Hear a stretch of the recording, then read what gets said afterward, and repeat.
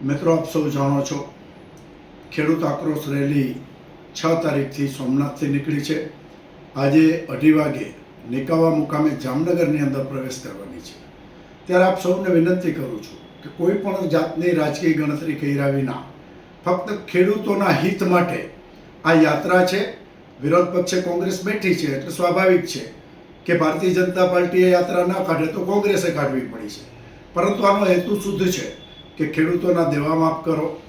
200 મણ મગફળી ખરીદતા હતા ત્યાં 125 મણ ખરીદે છે. 200 મણ મગફળી ખરીદો અને ખેડૂતોને જે પાક વીમો આપવાનો છે એ પાક વીમો આપવો. આ 3 અગત્યના મુદ્દા માટે આ રેલી આજે 2:30 વાગે નિકાવાથી શરૂ થઈ અને જામજોધપુરથી આવતીકાલે બપોરે 12:30-1 વાગે 3 પાટિયા, ત્યાંથી નાઇટ વોલ્ટ છે રાવલ અને દ્વારકા 13 તારીખે.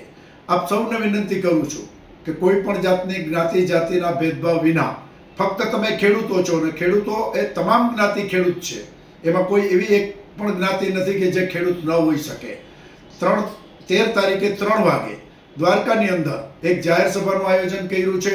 જો સરકારની સામે સંગઠિત થઈ અને મોટી સંખ્યાની અંદર ખેડૂતો આવશે તો સ્વાભાવિક છે સરકારને ખેડૂતોનું કર્જ માફ કરવાની ફરજ પડશે.